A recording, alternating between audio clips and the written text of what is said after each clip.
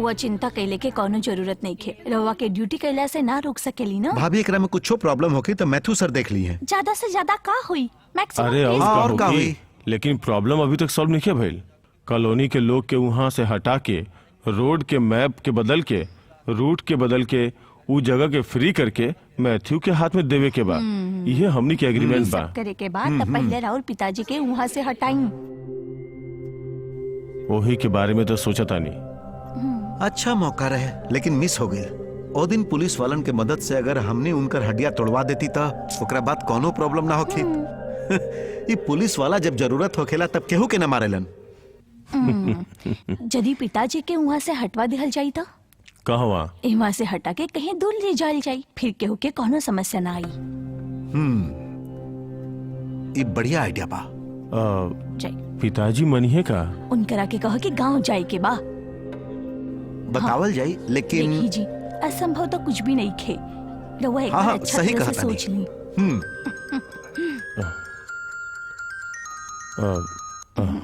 Hello हाँ हाँ आई सी ठीक बा। हाँ ठीक बा। कलेक्टर के ट्रांसफर कर दिहल गई। अरे ना अब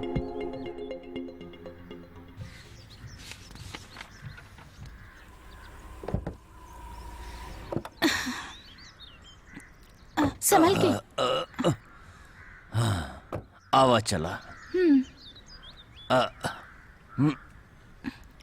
हेलो हाँ बोली ना का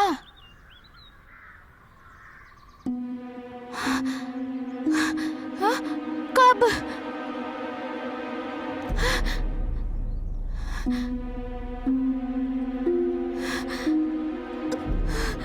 का भइल?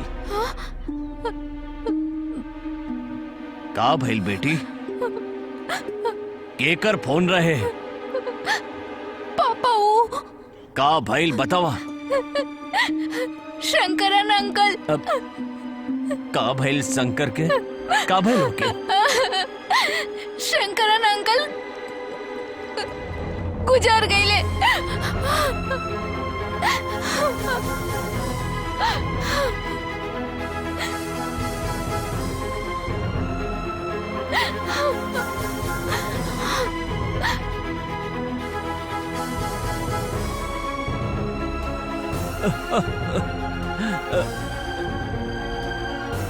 अब कौन जन्म में हमने के मुलाकात होगी शंकर?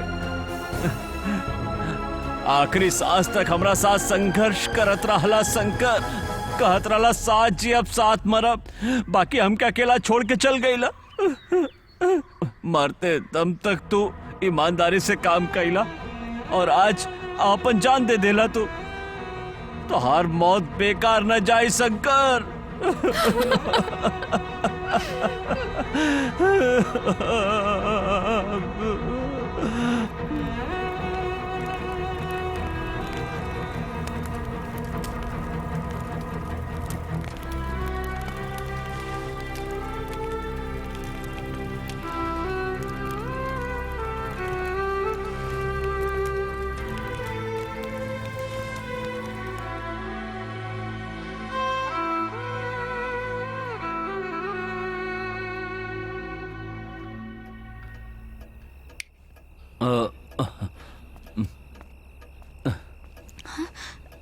पापा का बा ई सब? रउआ का यूनिफॉर्म पहन के बैठल बानी? अचानक मन में डर पैदा हो गई बेटी। यूनिफॉर्म के पहनते ही डर भाग गई यही से। रउआ के का हो गइल बा पापा? आज भी शंकर और ओकर याद के हम भुला नहीं की पा रहल। पिछले साल यह तारीख पे ही हमारे एगो और दोस्त हमके छोड़ के चल गए। और पता बा वो इलेक्ट्रिसिटी बोर्ड में एगो वायरमैन रहल। कभो कभारू दारू भी पी लेत रहे, बाकी बहुत अच्छा इंसान रहे। ओकर मन में स्नेह के भंडार रहे। 3 साल से केस चला था। हमरे कमाई के भरोसे परिवार के खर्चा चलेला। केस के खातिर पैसा कहवा से लाई? केस के फैसला कब आ रहल बा? 2 हफ्ता में केस के फैसला हो जाई। केस हमरे पक्ष में ना होई, वकील साहब कहले। वो बहुत बुरा काम कहले। बुरा संगत, गांजा और लड़ाई झगड़ा और आखिर में खून। ओके जब पुलिस पकड़ के ले जात रहे तो हमार पत्नी चक्कर खा के गिर पड़ल और वो आज तक न उठल। तू चिंता काहे करत पड़ा? हमार सर्विस भी 1 महीना के ही रह गइल बा। वो भी चल गइल तो हम हमार बच्चा कहवा जाई? अगर फैसला हमरे खिलाफ आइल तो बस करा, विश्वास रखा, कुछ हो न हुई। हमू एक फैसला कैली है। एक खंबा पे चढ़ के ओके छोहला से उड़ जाई फ्यूज।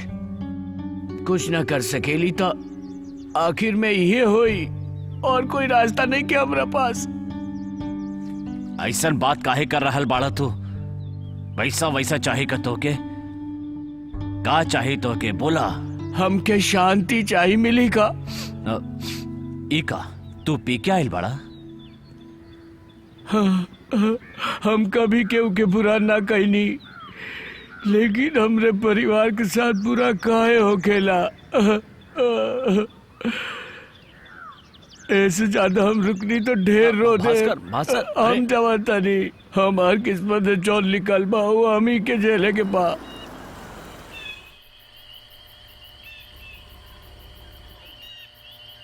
इका तू यहाँ के काहे बैठल बाड़ा? हम तो हर घर गइल रहली, तब पता चलल तू घर ना गइला। केस के फैसला आ गइल, इहे ना? आ गइल आजीवन कारावास। तो पीए से सब कुछ ठीक हो जाई का? इतना रात के यहाँ काहे बैठल बाड़ा तू? ई ट्रांसफार्मर दिखत बाड़ा? कई साल से हम भी ओके देखत बानी। एक रोज छू के देखेली। काल हमार रिटायरमेंट रहे, ऐसे के बोल के जाता नहीं। भास्कर, हमरे साथ आवा। आके गाड़ी में बैठा, हम तोरा के घरे छोड़ दे। ना, हम चल जाए। हम तोरे घर में कुछ पैसा दे के आवत बानी। भास्कर तू चिंता मत कर, हमनी के बानी ना। अय्यप्पा जी, रहुआ बहुत अच्छा आदमी बानी, बहुत अच्छा। हमरे पास देवे खातिर अभी बस ये बा, ये रख ली। अरे ये एगो लाइनमैन के ओर से बख्शीश बा। कल से हमके एकर जरूरत ना पड़ी। अरे ऐसन काहे? नहीं साहब, नमस्ते। हम जहाँ चली उहे चल रास्ता, हम जहाँ चली उहे चले रास्ता, हम जहाँ चली उहे चले रास्ता।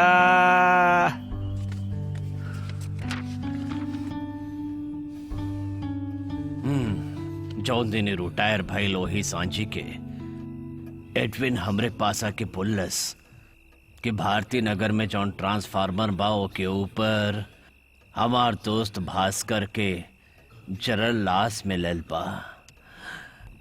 और हम भागत वहां गईली और ओके एक ही बार देख ले। हम खुद के संभाल ना पाइली। तू नहीं की जानत बेटी, आज भी हमरे आंखी के सामने रोए ले। काश वो ट्रांसफार्मर गगनचुंबी रहे तो ओकरे ऊपर खड़ा होके ऊ हमनी सबके देख रहल होके ताज।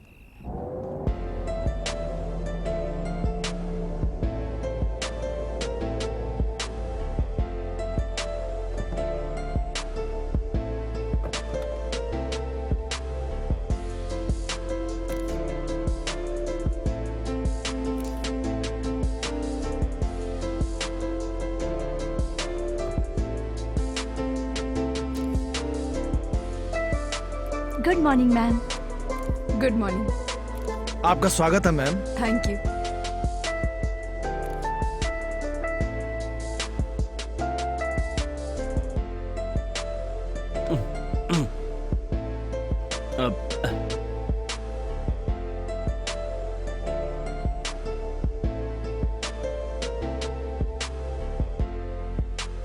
यहाँ दूधू चपरासी रहे का? ना मैडम, वो अय्यप्पन हमें ए जे पोस्टेड रहले, अब रिटायर हो गई बड़े। उनके बुलावा। ठीक बा मैडम।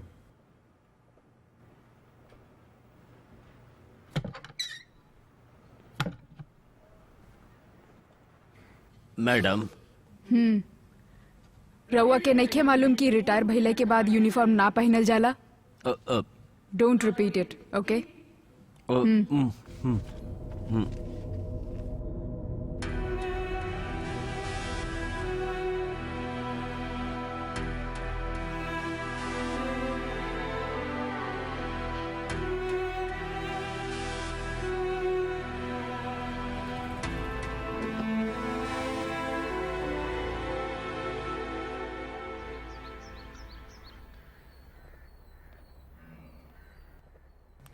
अब कैसन बानी? ठीक बानी ना? ठीक बानी।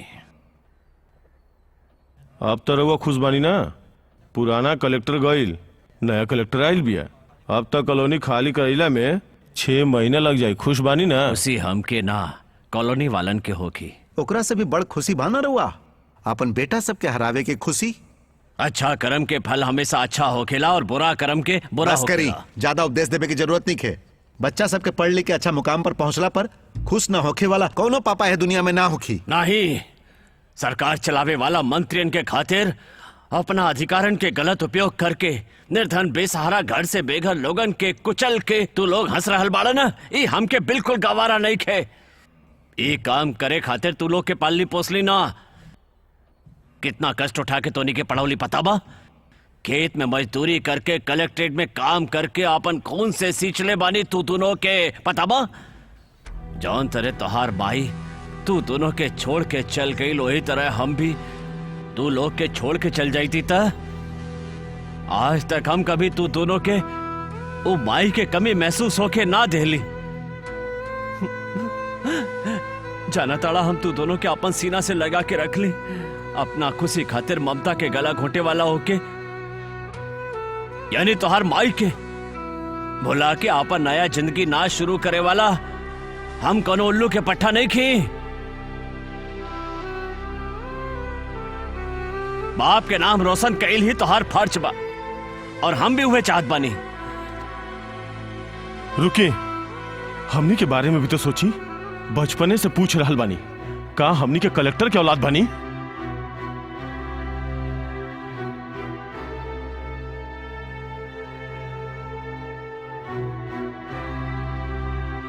हमरी के पापा के बाड़े कंफ्यूजन में रहे वाला हमनी के फीलिंग्स के भी रहुआ समझे के पड़ी।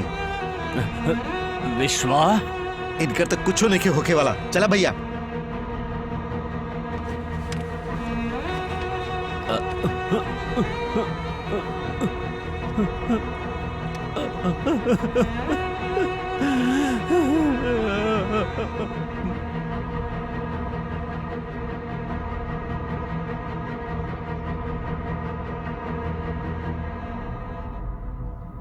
पापा पापा रहुआ का करतानी? एक जगह पे बैठ जाए ना। कहें अय्यप्पा जी ऑफिस ना गईले? कलेक्टर ऑफिस में नया कलेक्टर इनके जाए से मना कइले बा। ये हमेशा हुआ जात रहले, लेकिन आज इनके पता नहीं खे कि कहाँ जाए के बा। सवेरे ये तैयार होके खातिर यूनिफॉर्म ले ले रहले, लेकिन हमें इनके मना कर देनी। पापा पापा पापा रुकी ना। पापा कहाँ जाता नहीं? केहू हमरा पीछे ना आई। दादाजी अब का करी हमने के? फिकर मत करा।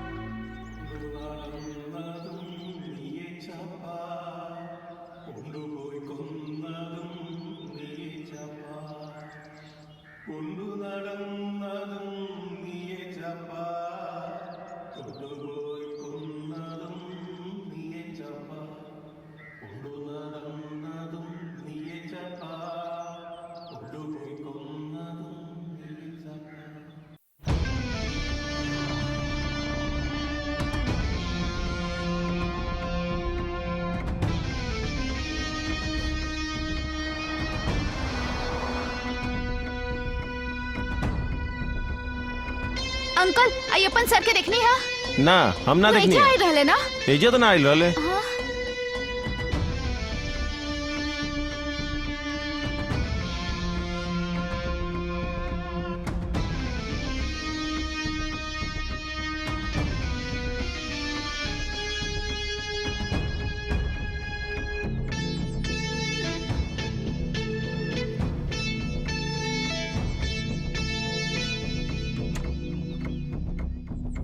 मैडम बाड़ी। हाँ बानी।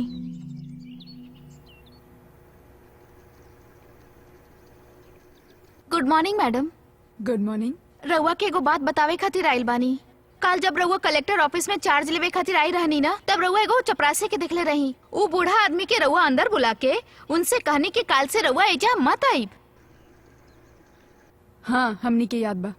उनके बारे में रउआ का जाना तनी मैडम? कुछ बात मालूम चलल, स्टाफ लोग बतावल। राउर भी तो बूढ़ा माई बाप हुई है ना मैडम, उनसे भी रउआ ऐसा ही बात करे नी का? बूढ़ा आदमी के ख्याल रखे के चाहिए, ये बात मत भूली। रउआ पावर में बानी, ऐसे केहू के बेइज्जती ना कर सकेनी। वो हमार पापा के जैसन बाड़े, रउआ के पता बा? कलेक्टर बानी कोनो बड़ बात नहीं खे, बड़ लोगन के इज्जत करे के चाहिए। हाँ तू काहे टेंशन में बाड़ू? उनके का भइल बा? पता ना आज सवेरे से ही वो कहाँ चल गई ले। सब जगह खोज लेनी। रउआ कहले रही ना कि आज से कलेक्टर ऑफिस मत आइहा। ये टेंशन में पापा कहीं और चल गईलन। इस सब के वजह आप बानी। हम ये सब जानबूझ के ना कहीं, पर तू। हमार नाम अंजलि है, हम नर्स है, उनका देखभाल करेनी। बहुत दिन से उनके पास रहनी। और एगो बात, यहाँ के एसीपी जयदेव सर और पब्लिक प्रोसिक्यूटर विश्वनाथन सर के पापा बाड़े। ओह अब का कइल जा? उहे तो हम ही सोचा तानी। चले तनी मैडम।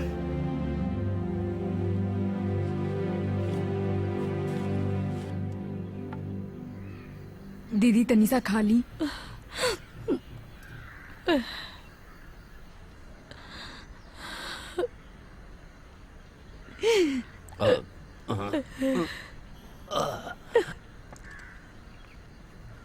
दीदी अभी तक कुछ ना खैली, हर समय रोवत बाड़ी। राजलक्ष्मी के सारा कपड़ा और सामान के पैक करके रख दो। राजलक्ष्मी के आज हम अपना घर ले जा, यही पल शंकर के बदले में। जा मुंह धो के आवा।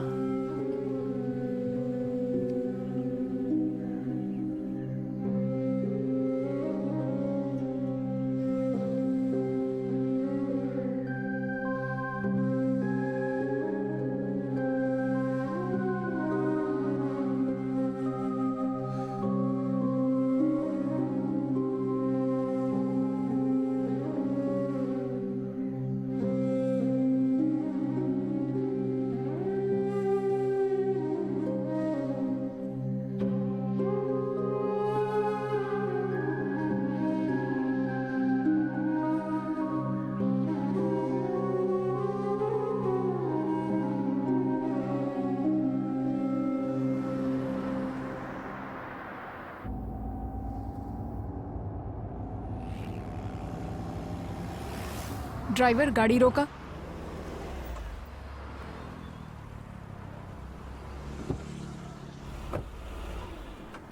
रवा मैडम। कहाँ गई रहनी?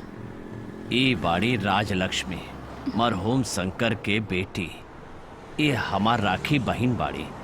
ई कॉलोनी में अकेले रहेली, यही से अपने घरे ले जा रहल बानी। काल से रवा कलेक्टर ऑफिस आ जाई।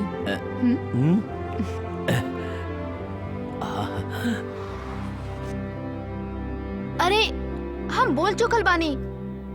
विश्वनाथन सर ढूंढत आनी, अभी तक वो घरे नहीं खाना आई। पता ना। बेटी। हाँ 1 मिनट, हम कॉल बैक करता नहीं। ओके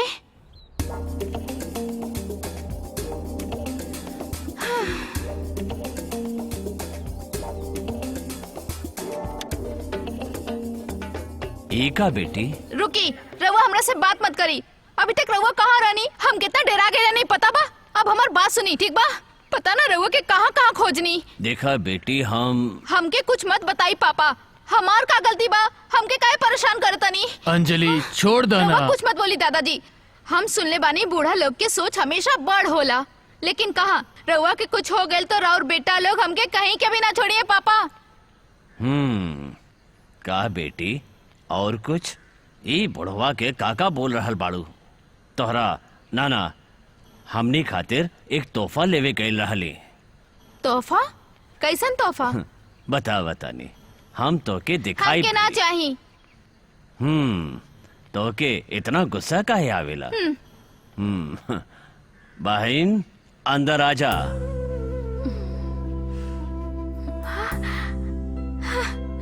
राजलक्ष्मी अंदर आजा। आई। इनके हम अपना साथे लेके आयल पानी। आज से ही भी घर के एगो सदस्य बाड़ी। वहाँ कॉलोनी में अकेले आंसुअन के साथे जिए खातिर नहीं कि हमार बहन राजेश्वरी की जिंदगी हमरे शंकर के बदले ई हवा रही है। देखा बहिना, अब से ही तोहार घर बा, अंदर जा।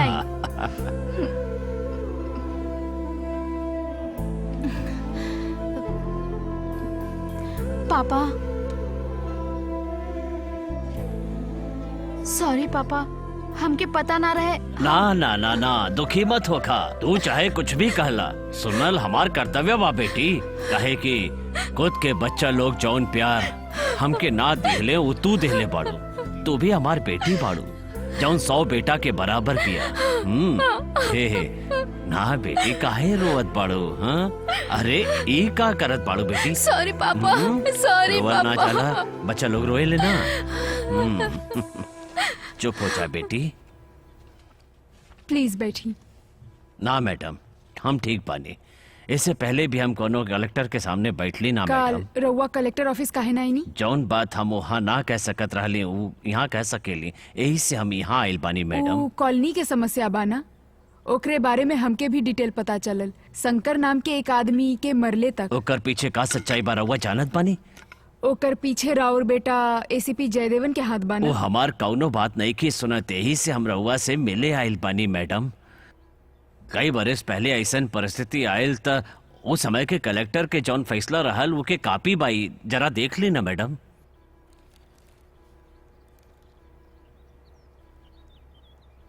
ई केस के हम डील कर रहल बानी।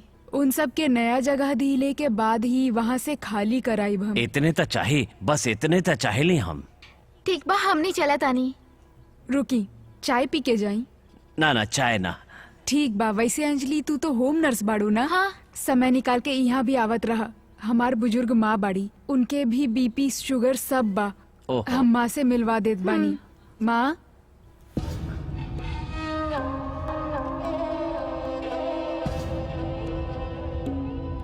हाँ, ये हमार माँ बाड़ी सुभद्रा।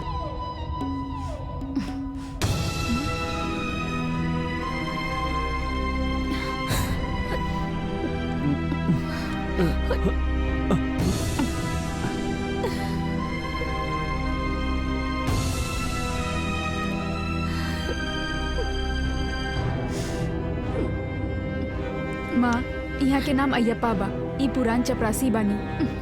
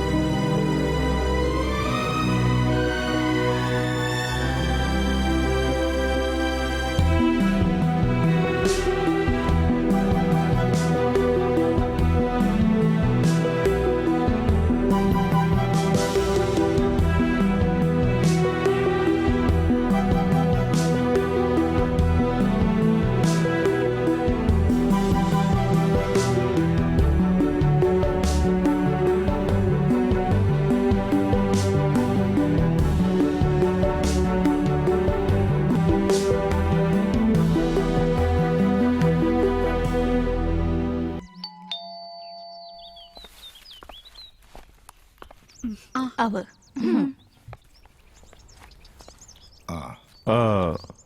पिताजी जाके शंकर के पत्नी के ले लें क्या? हाँ सर, वो तो उनकर मन रहे ना, हम का कर सकता हाँ नहीं। ई ला, कल हम जाके डॉक्टर से मिलनी, एकरा में दवाई बा, डोज में लिखल बा। अगर पापा के ही रहुआ डॉक्टर के पास ले जाती तो काहे का भइल? बेटा खुद लेके आइले त एमे का हो गइल? केहू पर तोहके यकीन नहीं खे ना? अंजलि तू का देखा ताड़ू? एमे एक दवाई के डोज ज्यादा बा। उ सब देखे खातिर के कहले तोहके? जितना कहा था उतने करो।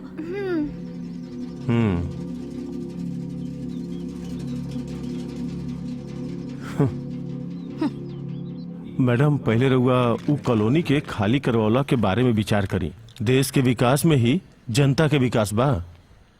देखिए एसीपी, आप जॉन कहत बानी उ हम समझ सकत बानी। अगर निकाले के बाद उनका नया जगह दियावल भी गवर्नमेंट के काम बानी। अब ओकरा खातिर काम तो शुरू हो गइल बा। मालूम बा, उ सब हम पढ़ लेतानी और हम बेहतर से काम करब। बस एक ही हाँ, हफ्ता ठीक बा। में हमार रिपोर्ट गवर्नमेंट के मिली, ओकरे बाद गवर्नमेंट ही मैडम फैसला करी। वही के बारे में हमनी के बात करे आयल रहनी। वो रिपोर्ट के तनी सोच के ठीक ठाक से लिखब। नो, हमके का करे के बा, का लिखे के बा हमके पता बा। आपके बतावे के जरूरत नहीं खे। रवा तो बुरा मान गई नी मैडम। आपके मालूम बाई के दिहल है? चपरासी अय्यप्पा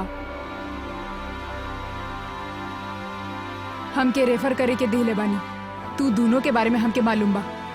यहाँ से जाई, दोबारा ऐसन बात ना करी।